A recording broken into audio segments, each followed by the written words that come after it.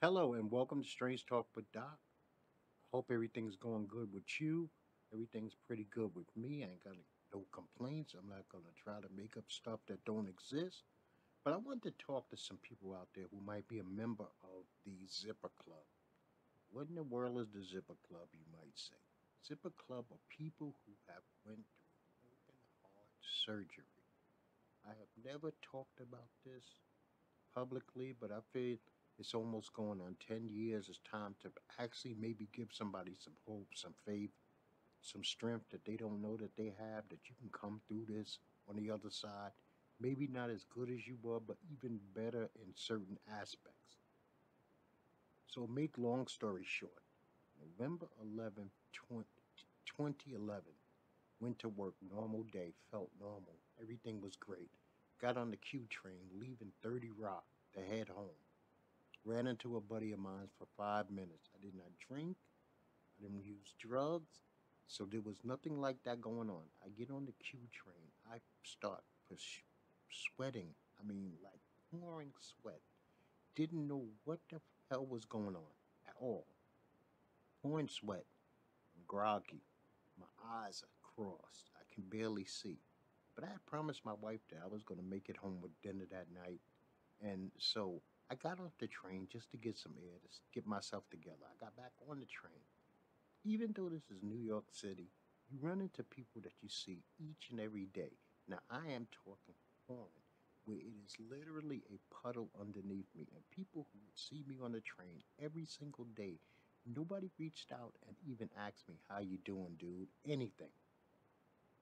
So I'm proceeding home. I finally get to my stop. I can barely breathe. I mean, barely breathe. Now, I'm not feeling any what you call physical pain. I'm not in any physical pain, but I'm mentally stressed by how my body's reacting and how I want my body to react. It took me a normal 10-minute walk, no joke, over 3.5 hours to make it home. Why I didn't stop, I guess because I'm a lunatic. Why I didn't call 911? I guess because I'm crazy. Why didn't I reach out to my wife and have her come get me? I don't know. I don't have answers. I will admit that confusion did settle into my brain. Once again, my body was not feeling anything. So I don't know what's going on. I get home finally. I actually made it to the restaurant and picked up food because I'm crazy. I'm a man of my word. When I make a promise, if it kills me, literally kills me, I am going to keep my word. That's just how I'm built. I had no idea that this day was going to be the last day that I ever worked for anybody. It was going to be the last day that I had to put on shoes, shirt, tie, and go into an office. I did not know that this day was going to be a life-changing day. So the next day, should have went to the hospital. I advise you, if you're in this situation, go to the hospital that night. You don't know what's going on. I decide I'm going to go home. I actually tell my wife, under no circumstances I'm going to the hospital tonight. I do not want to be in an emergency room. But the next day, we go to the emergency room. And I'm talking about the break of dawn. We get there. I'm in the emergency room. The nurses and the doctors, they're trying to figure out what's going on with me. I have this super high temperature. My heart is racing. So they give me some kind of test, echocardiogram or something like that. And they come to the conclusion that I might have suffered a heart attack.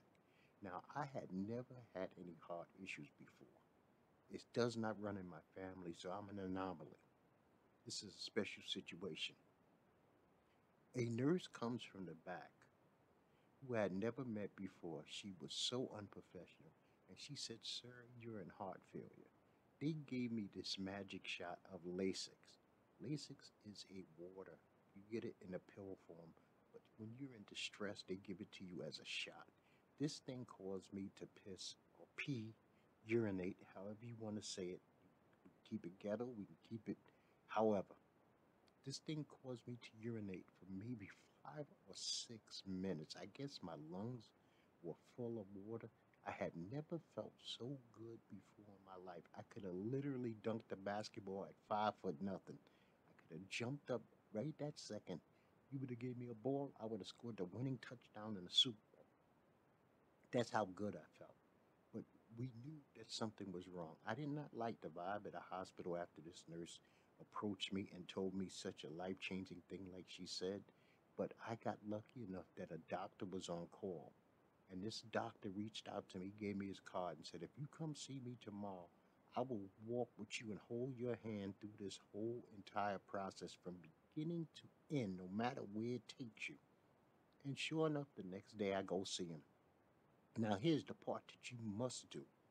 I took and gave him my word that I would be a good patient. I would listen to the instructions that was given to me and I would follow them to the best of my abilities. So I go and he sends me to another place to get a test to see if I need a stent, where they put the camera in your leg and they shoot this dye and stuff in your heart and they take a peek. And I told him I didn't want to do it today. He was like, if you need me to be your doctor, if you want me to be your doctor, your butt better be where I'm sending you right now. So I go. I'm getting this test. Everything is going right to the very last drop of ink. They send the ink and they see three blocked vessels, three blocked arteries.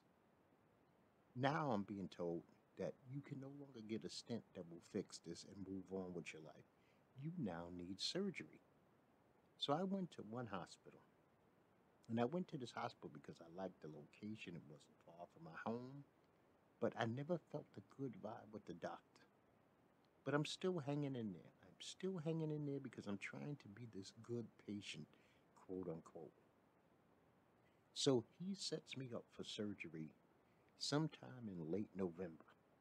I get to the hospital, and it was actually, I had to check in on a Sunday. I checked in on a Sunday for a Monday surgery. When I got in the hospital, I had this vibe that they didn't really know what to do with me because he told me I would now have to stay in the hospital for 7 days before they performed the surgery. And I was like, no, I want to go back home if that's the case. Why should I sit here and have this on my mind? See, this is why you have to realize that sometimes you don't have to just give in to things. You have the ability, if something's not right, no matter what that is in your life, if something's not right, you put up a fight. So I told him, I'm checking out of here. So the very next day, which was Monday morning, I had a room full of doctors, people trying to convince me, getting my wife on the phone, giving her horror stories. If he leaves, he dies, blah, blah, blah. See, I didn't feel that in my heart. I didn't feel that in my soul. I didn't feel that that was my last day. But I felt that if he put his hands on me, it was going to be my last day. So I wound up checking out and then going, taking my records and bringing them to another hospital. Now I'm claustrophobic. I am really super claustrophobic. So I can't get an MRI. So that put me behind an eight ball as far as certain tests.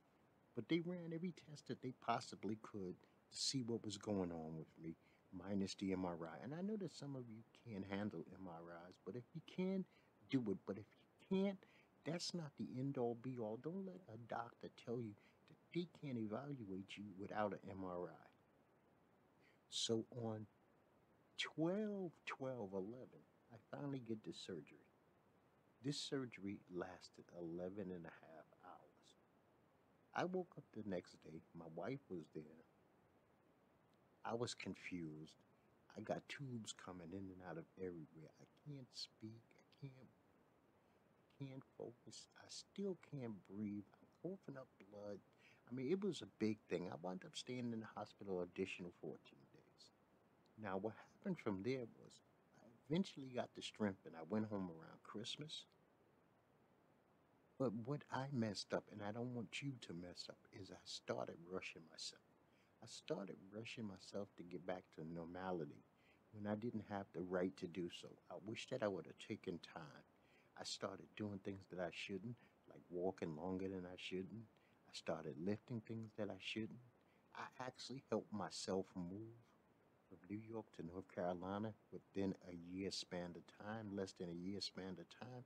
I went to Vegas. I went to New York on a trip. I was trying to recapture my mind that I was normal.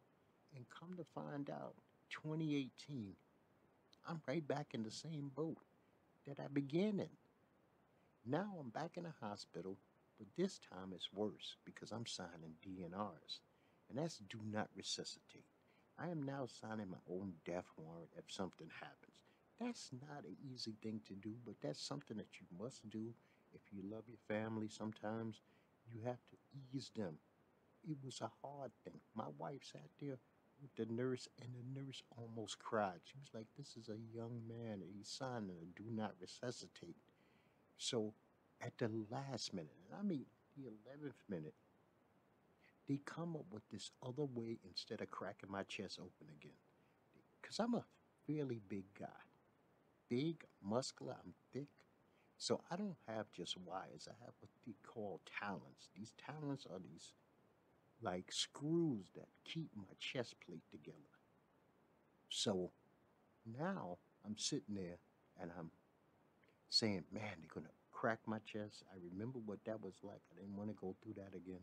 So they came up with this thing called a tether. A tether is where they go through your leg with a vein and it's arthroscopic and they replace the valve through this process. And I tell you now, it has been now 3 years. I have never felt better since 2011. I took it easy. The pandemic has helped me recover. I have not done anything foolish. I haven't went on any trips. I haven't really even uh, extended myself beyond my normal limits. I no longer go to the gym and try to bench press 300 pounds. I use, like I explained last week, now I'm into using bands. I use bands and calisthenics. I've slowed down. There's still no drinking. There's still no drugs, and there never will be. I don't drink a drop of alcohol because if you've been where I've been, you know that there's medications involved. So you take it easy, you take a chill pill, and you try to hold on. Now, if there's anybody out there, I don't care who you are, and I don't care what country you're in, if you need somebody to speak to, if you need somebody to correspond with, if you need somebody to just text back and forth because you're going through the situation and you feel alone, or you don't feel like you're being supported by your doctors or your friends, because trust me, I thought I had great buddies. They let me sit in these hospitals for weeks on end, barely visiting. I'm not ashamed to say it because I didn't do what they did it to me. I had certain people who were there, certain people who were always there. But the mass majority of people disappear. When you're ill, you find out who really is in your corner when you're ill. And one thing I will say, I think that jobs have to work out something a little better. I think that they can call your loved one and see how much correspondence that you want from people at the office you work with. Because it took my job 2 months for anybody to even contact me to find out if I was dead or alive. And to me, that's wrong. And when they did contact me, they contacted me with just a card in the mail. Sure was signed by everybody in the office, and that's a sweet sentiment. But you know what would have been nice? A phone call when you're sitting around at 2 o'clock in the afternoon doing nothing. That would have been a beautiful thing. So I think that offices, jobs, employers need to come up with a different way without revealing what you're going through. That's on you. You have the right to either say or don't say what's happening with you. Nobody could take that away from you. But there has to be a way that these people who you deal with daily, almost as much as family members, can reach out to you. And that really hurt me. That bothered me a lot. That I didn't hear from anybody, not text, anything. It's like they sent out a memo into office and said, don't bother him. And I don't think that's cool because support is support. But getting back to what I was saying, if you need any kind of support, you just need somebody to talk to, you need a little bit of advice. You take medications that are making you feel a certain way, and you want another ear or you want feedback. Strange Talk with Doc is here for you. Reach out to me. Go to my webpage. Hit me a mail, and I promise you, I will get back to you. I hope that this helps somebody. You might not, like I said, be back to 100%, but if you can get back to 80% of who you were before and you got a different mind frame, that 80 is going to feel like 125. So stay strong, be strong, follow instructions. Watch how you live. If your body tells you something's wrong, it's never usually lying. If it's shouting to you, I'm in pain and I'm in too much pain and I'm in too much pain all the time, reach out and get that checked. You got one life to live only on this planet. As far as I know, I've never seen anybody who said, you know what, I'm on my third time around. And you know what? I'm going to leave it at that. I mean, I've been on this subject now for 15 minutes, and I think I've spoken enough. So I just want to say rest in peace to a few people. Yaphet Kotto, first black man to play a Bond villain. A Bond villain. He passed away at the age of 81. He also was in Aliens. Two movies I absolutely love. So rest in peace to Yaphet Kotto. The man who inspired the Amityville horror, Ronald DeFoy, died at 69. And this was the dude who killed his mother, his father, and his four siblings while they were in their beds in 1974. I say to him, go fuck yourself and you're just dead. Okay? COVID cases are up to 30 million people. 539,000 people have died. 125 million people have now been vaccinated. I am not among that number. Worldwide, 119 million cases and 2.7 million people have lost their lives to COVID. Now, here's the funny thing. Miami opens up, or Florida opens up, yet Miami Beach, because they have these spring breakers. Now, a lot of people are going to say this is due to racism, etc. They have imposed a curfew after 8 p.m. to like 6 a.m. And they actually extended that curfew yesterday all the way to April 12th. Now, San Pedro Beach in Texas, which is more of a white spring break place, they didn't have these restrictions. Kids were running around with no mask. They were doing the same thing that these black kids are doing in Miami, which is supposedly an open state. So this the defense attorney for Derek Chauvin has asked the judge for a delay. He said the judge, which is named Peter Cahill, said he's going to take Eric Nelson, the attorney's request under advisement.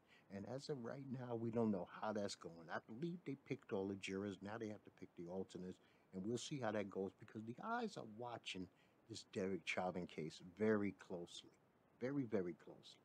I didn't get to do any gun shopping last week. I wish that I could update you on what I brought, how I like it, etc. But I did get my holster and I like my holster. But because we had storms and threats of storms, quote unquote, we had the threat of this massive storm coming through. It changed all my appointments for last week because I didn't want to be stuck on a highway and pouring down rain was blinding because sometimes we get rain that is blinding. You can't even see two cars in front of you, and I didn't want to put myself in that situation. A little boy named Legend Small was shot in the head by the Houston police. They were stopping a carjacker who happened to take control of a car his mother was driving, hop in her on her lap, and proceed to drive the car. Now, I don't know what kind of procedure just says that you open fire into a car that has innocent people in it. First of all, the mother's in there. They said they didn't know that this infant was in there. But I'm wishing the best for Mr. Smalls. Little Mr. Smalls, man, grow up, have a great life, be strong. I wish you nothing but luck. This world owes you for what you just been through at such a tender age. This freaking idiot, Robert Allen Long, 21-year-old, who kills eight people in Atlanta in those massage parlor shootings. He has this freaking Jay Baker, the captain of the Cherokee Sheriff Department, back him, act like he was his defense attorney. First, he claims a sexual addiction. Then he says that he was having a really bad day and he was taking out the spas to take away his temptations. This man is an abomination. Jay Baker, the captain of the Cherokee Sheriff's Office, should be fired. He should be fired instantly. First of all, he finally had to be removed from the case because they found anti-China T-shirts that he was liking on his social media. When are people gonna learn? Your social media doesn't go away, and it says a lot about who you are and what you like. And we got a major problem in Atlanta. Not only do we have a problem with this Jay Baker, but the mayor, Keisha Lance Bottoms, and the police chief, Rodney Bryant. I mean, they're giving too much doubt. They're allowing white privilege to reign in this case. They are coming up with ways and reasons not to call this a hate crime. And I stand with the Asian community. This is a hate crime. I don't give a damn if it's hate against women, that's hate. If it was, you are targeting unarmed people who are just going about their daily business. You're armed. It's not a fair fight. You didn't leave your house. And if you left your house with the intention to do permanently bodily harm to somebody who cannot defend themselves, you have a reason. And just because a killer, a mass murderer says he didn't do something for a certain reason, we should believe him? Would you believe me? Would you give me the same benefit of the doubt that you give this animal Aaron Long, Robert Aaron Long? No, you would not. When a black man, Hispanic man, goes out and kills two people, let alone eight people, you don't take his word for anything. You call him the lowest of the low. And why can't we treat this guy the same way? I'm surprised they didn't take this fucker for lunch and get him a massage before they arrested him. So the Vatican, who last year I was giving props to because of some of the statements that Francis made about the LBGTQ community, he's completely backtracked. He's now not going to approve same sex lifestyles because God cannot bless sin. But this is the same church, and this I'm a part of this. This is how I grew up. This is what I believe in. They have never come down on pedophilia the way they come down on gays. And that is a problem to me. There is a major problem when you don't come down on pedophilia, rampant pedophilia within your own organization, and you point fingers at gay people who are like everybody else. They're in horrible relationships, they're in abusive relationships, they're in loving relationships, they're in productive relationships. No different than heterosexual relationships except for it's same sex. You know, I don't know all the particulars, but it looks like our U.S. borders are out of control, people. We need to do something. I mean, do we need to go to the extremes that Trump was going to? No. But Biden and Harris and their cabinet and Senate have got to come up with something. We don't want crimes against humanity happening at our borders. We don't want people dying there. We don't want kids being separated from their parents. So something has to happen, you know. And then we got this Texas Republican, Chip Roy, who quote unquote says there's an old saying in Texas about find the rope in Texas, find all the rope in Texas, and get a tall oak tree.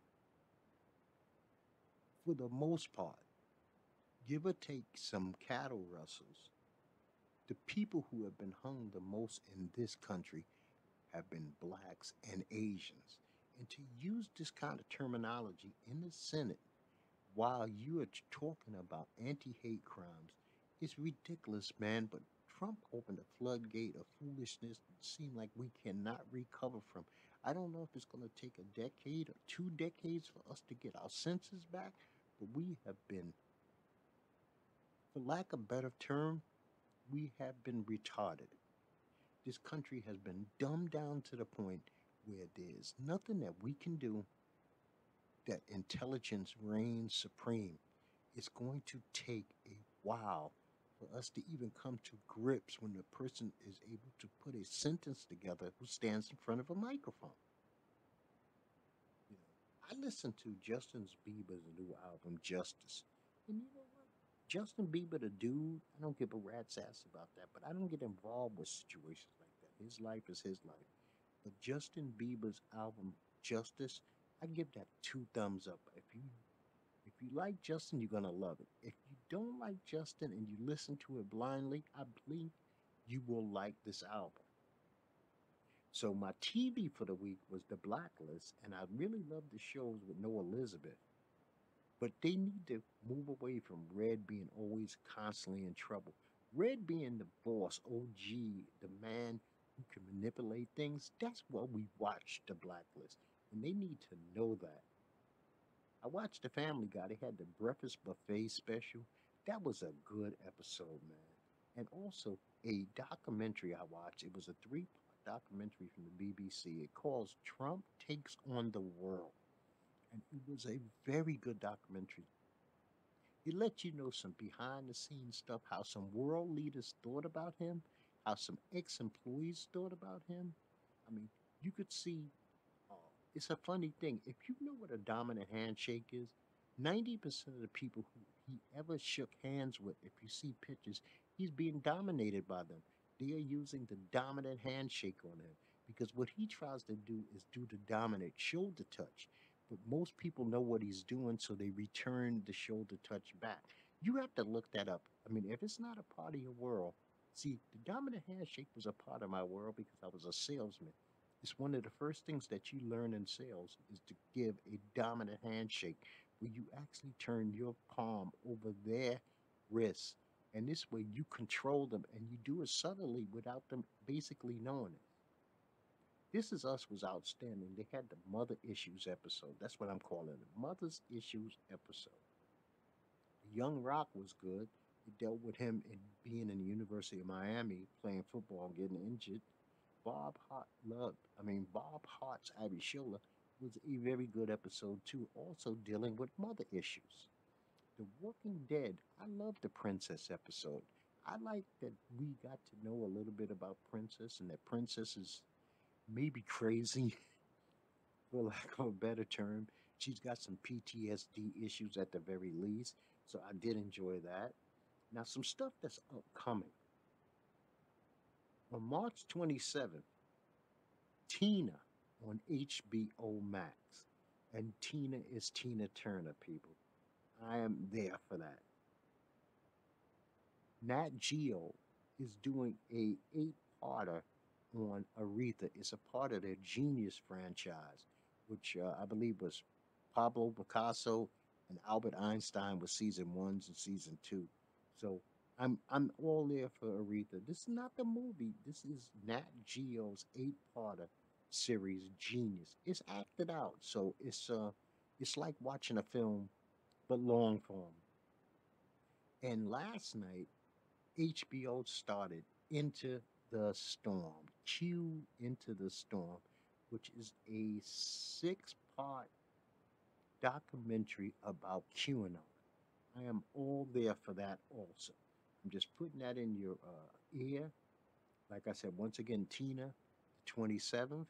Aretha starts last night. Q started last night, but you can probably get them all on demand if you like. Congratulations to Matt Jones for winning the Honda Classic. That's golf, people. I watch golf. If you know Strange Talk with Doc, you know I'm a golf nut. This 40-year-old man, this is only his second win on the PGA. Just let you know that you ain't got to be a baby to win. Sometimes you get seasoned and you get better as you get seasoned. So congratulations to him. So March Madness is kicked off, man. And I feel bad for the VCU program because they lost their game due to COVID-19 protocol. So it was a no contest. The win was given to Oregon. So Oregon advanced. I mean, there was some shocking wins. Abilene Christian beat Texas. Ohio beat Virginia. Oral Roberts beat Ohio State. And then they wound up winning again last night to get to the Sweet 16. Rutgers beat Oregon State, and Oral Roberts had their first wins in 38, 39, and 44 years.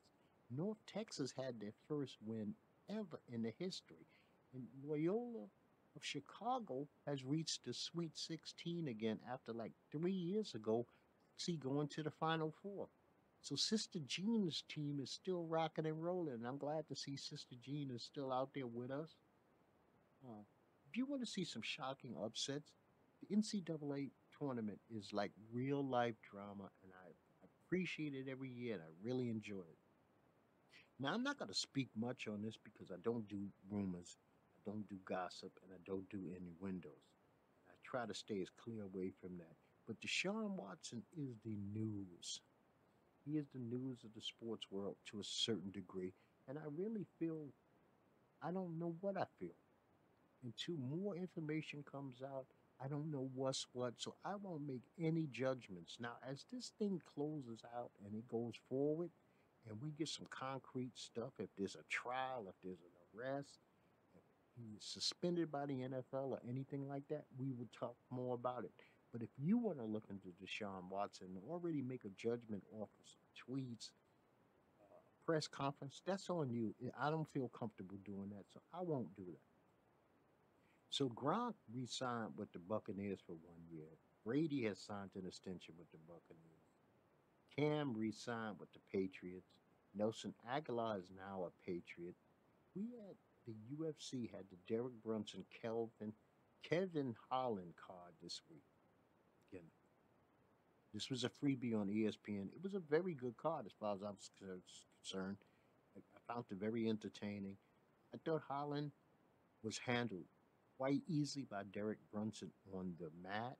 I mean, it was ridiculous how easy he was handled on the mat. And not just that, he had this Maserat, I forget her last name, but she handled Miss Bars very easy. She put her in a headlock, which was something I never really seen done before. She kept a woman in a headlock for almost 9 minutes. All 3 rounds, she would get her, put her in a bulldog headlock, and just drop her to the ground and control her from there. So, and then they seemed to have a lot of bad blood after the fight. I wish that they would have been able to extend all the energy that they needed during the battle, but it doesn't happen like that sometimes. This weekend, we got a pay-per-view. Stipe Miocic is fighting Ngannou. It's their second fight. Miocic won a unanimous decision last time they fought. On this card, you're going to have Tyron Woodley, you're going to have Sugar Shane O'Malley, Alonzo Minifield, Gillian Roberts, Jessica Pena, Kama Worthy.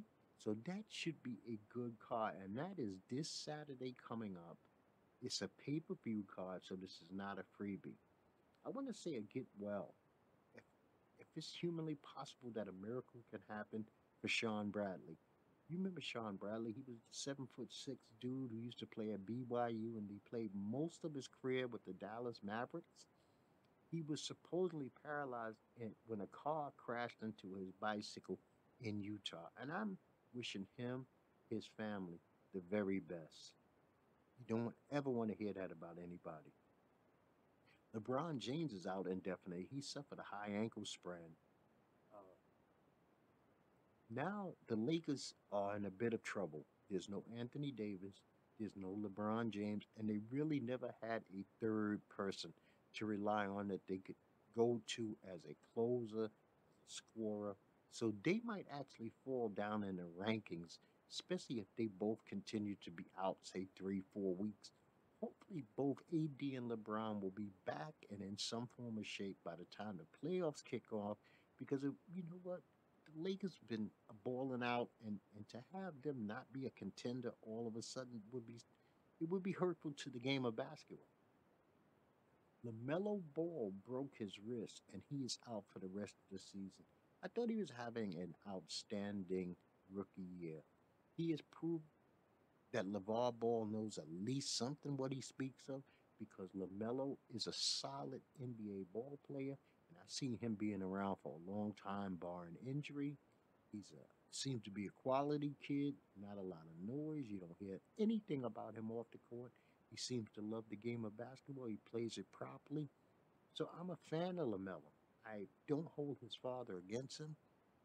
I wish him nothing but success. I'm not a Hornets fan. I'm a Spurs fan, but you know, that's just the way it goes. I'm going to give you the games that I think are the outstanding basketball games of the week, and we're going to get out of here. Tuesday, the Lakers play the Pelicans, but once again, there's no LeBron, there's no AD, but you do have Zion Williams. So if for those who still are watching to see him develop, you got him. The Heat plays the Suns. The 76ers play the Warriors. The Nets play the Trailblazers, which should be outstanding. Wednesday we got the Celtics versus the Bucks. That should be a good game. And you also have the Nets versus the Jazz. The Clippers play my Spurs. Thursday you got the Trailblazers versus the Heat. The Clippers versus the Spurs. That is always interesting to see Kawhi Leonard come back to play his former team, the San Antonio Spurs. The 76ers play the Lakers once again. No Embiid, no AD, no LeBron, but still enough of a game that means something should be able to hold your attention. Friday, we got the Celtics versus the Bucks again. Saturday, we got the 76ers versus the Clippers and the Mavs versus the Pelicans. You get a chance to see Zion go up against Luka Doncic. That should be outstanding. And Sunday, the only game that I really had on the schedule was the Suns versus the Hornets. But now that LaMelo is injured, I don't even know if that's much CTV, to be personally honest with you. But you do still have the NCAA tournament. And on Saturday and Sunday, I'm sure it's going to be in full bloom. By then, we'll be at the Elite Eight. And, it just heats up as it goes. You might not know these kids now, but these might be the same kids who end up on one of your teams and help them win a championship 4 or 5 years down the line. So, you know what? This is like a resume. They're building a resume by also playing in this tournament. Because I've seen some kids that already say, okay, that guy's got it. You know, But take care of your heart, man. Watch what you eat. Exercise. Exercise. You ain't got to kill yourself. I overdid it. Like I said, I'm one to admit I wanted to be a powerlifter. I wanted to be as big as humanly possible. I got up as big as 270 at one point. I'm 5 foot nothing. I had 19 and a half inch arms, 53-inch chest, and that's just too big. It was too big for a person who didn't know that I had a silent enemy inside my own body, and it was called my heart. But I'm not ashamed to say this because I didn't do anything wrong. I didn't lead myself here. It just happened. Sometimes in life, things happen, and we have to accept the fact that life throws you curveballs, life throws you sliders, fastballs. You have to learn to hit the ball out of the park. You have to have a good demeanor. I am one of the luckiest men alive. I have a fantastic wife who stuck by me every step of the way. Anything that I ever needed, anything that I ever wanted, she provided. If it was a hand to hold, I'm not a crier. The thing about it is, I went through all this. I went through all of this. I never cried about it. I never complained about it because I said, you know what? It's for me. It's for me. Some things in life you just have to say, this is for me. It was meant for me.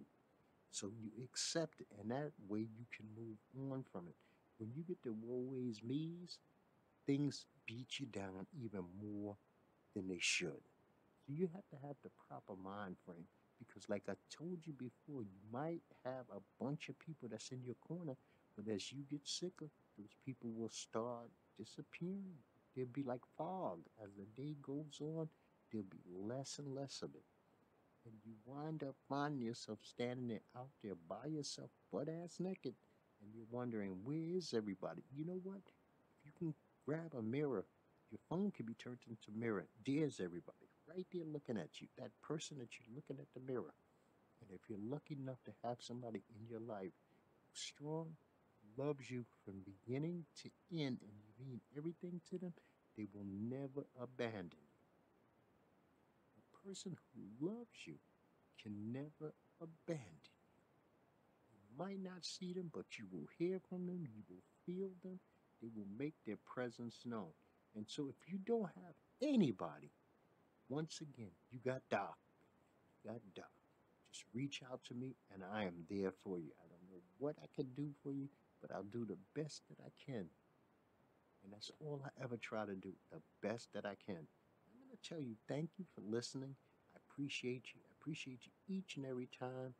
I'm going to tell you, like I tell you each and every time, also, peace to you, people, and peace to all of yours.